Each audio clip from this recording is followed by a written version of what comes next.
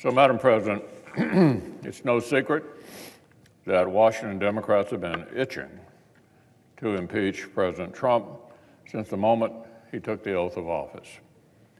Remember the Washington Post headline. This was on Inauguration Day in 2017. The campaign to impeach President Trump has begun. That's the Washington Post headline on Inauguration Day 2017. Just a few months later, in April of 2017, one leading House Democrat had already made up her mind. She declared she would, quote, fight every day until he's impeached. As an aside, this same senior Democrat is one of the committee chairwomen that Speaker Pelosi asked to help lead the impeachment process.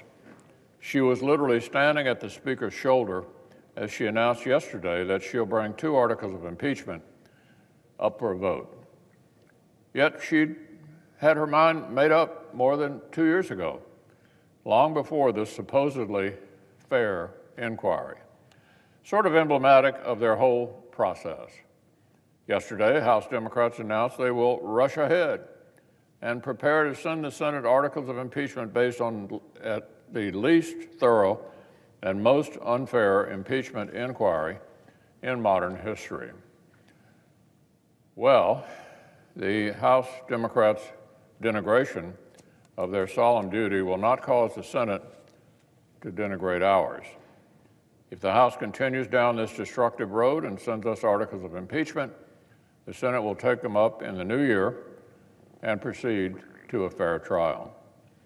Now, in the meantime, our colleagues' obsession with impeachment has left us with a host of important bipartisan legislation that is still unfinished at this late date.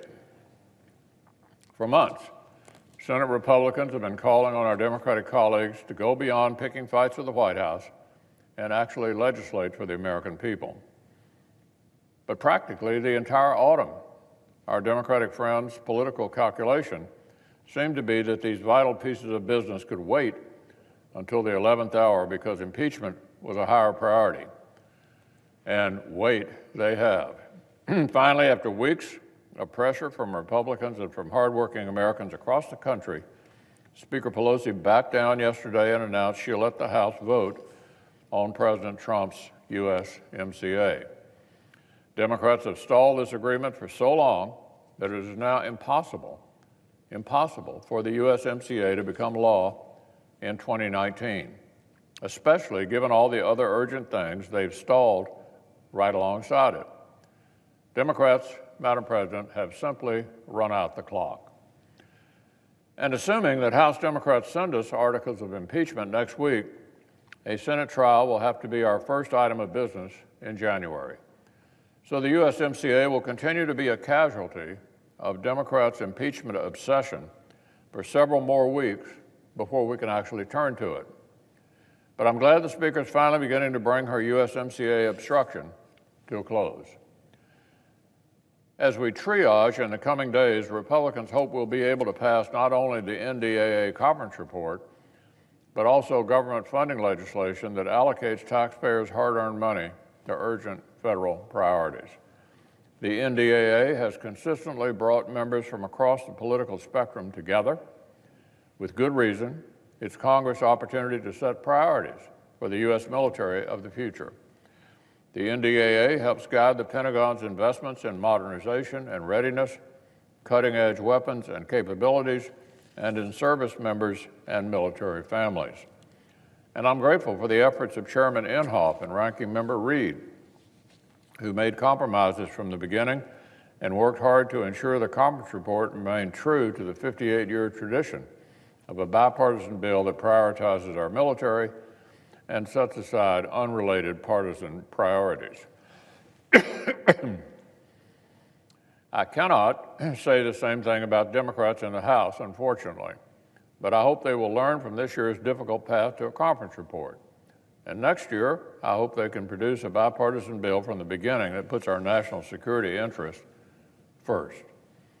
Now, obviously, that authorizing legislation should be paired with the appropriations measure that will actually fund our service members tools and training and enable our commanders to actually plan ahead.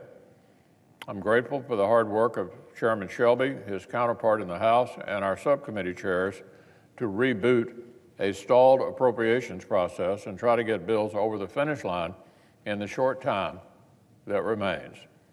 To be frank, only a laser focus from both parties and both chambers on getting results will create a path to pass appropriation bills this year. There simply is not time left for my Democratic friends to continue haggling over the exact kinds of poison pills, partisan policy riders, and presidential transfer authorities that the Speaker and the Democratic leader had explicitly agreed months ago would be off the table. Under the agreement months ago, these were supposed to be off the table. The White House, Republican leaders in both chambers, and the Democratic leaders in both chambers all agreed to these parameters, literally pledged in writing that these kinds of partisan roadblocks would be kept out of the process. So if all parties honor what they agree to, we should have an opportunity to agree on government funding in time to make this a law this month, which means next week. Now that our Democratic colleagues are back at the table, Senate Republicans stand ready to do all we can in the time we still have. Let's end this legislative year on the right foot. Let's deliver for our all-volunteer armed forces and for families all across our country.